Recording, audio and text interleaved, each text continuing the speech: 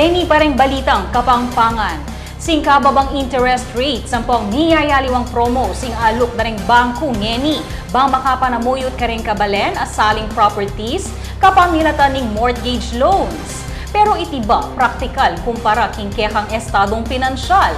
Timbangan tala ding pros and cons ning pamangwang mortgage loans king report ng April de los Santos. Kasabi ning maging paborableng economic situation at urbanisasyon king mabilog nga bansa at Keti Pampanga ing pamaglawig dareng miyayaliwang industriya.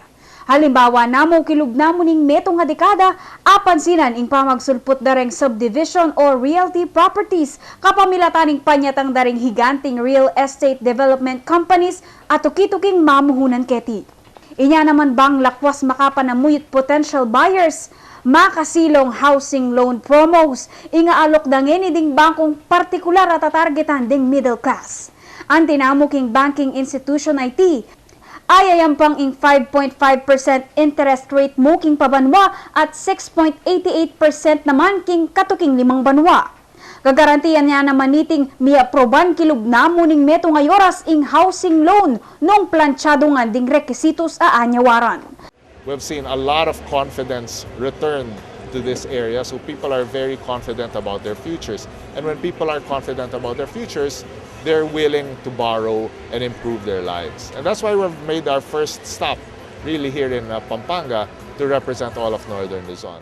Bistamat makaingganyong pakiramdaman, pa rin ay iwasan ing masakla pa senaryo anong nuing balemong pinrenda at alia bayaran ma-foreclose king kaya ang arapan. Bang aiwasan ning trouble king mortgage loans at magipang batuing pera o pibanjan. Nigpaluwalyang mapilang tips ing website ta imoney.ph dikil king matning pa magdesisyon karas king pamangwang housing loan. Bayo bala kaning pamanyaling pibanjan, pakibaluan kanu ding legal ampong technical a proseso ning pamangwang mortgage loans.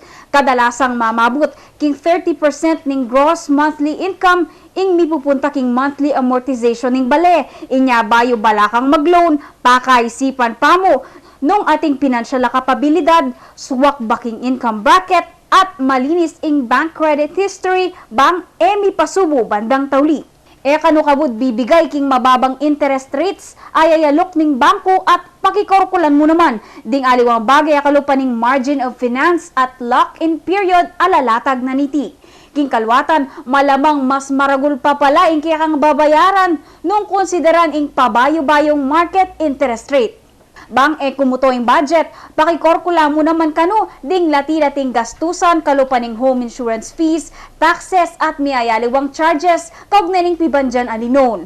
Pikumparan at pakabasan mo naman kanu ding terms and conditions dareng bangko at makipagnegosasyon king realtor kareng mas masanting nga deals. Agpang kang attorney Orlando Pangilinan king kayang panayam king legal points Kenny king GNN TV 44 Pampanga inyang Miyerkules, alayang aliwang kapupuntalan kanu ing pamagkulang king pamamayad house mortgage nune foreclosure. You will go to foreclose the property so that the creditor can recover the obligation. Metong niya karing peka importanteng puhunan king metong pamilya ing bale. Pero nung bisu-bisu kaking desisyon abe, malamang ing pera mong tatalanan magipang batu. Inya naman payo ng attorney Pangilinan, magitasa ng well-informed at intelihenteng home buyer. Ako po'y April de los Santos para king News Force Pampanga. Balitang tutuking balen, susuyo.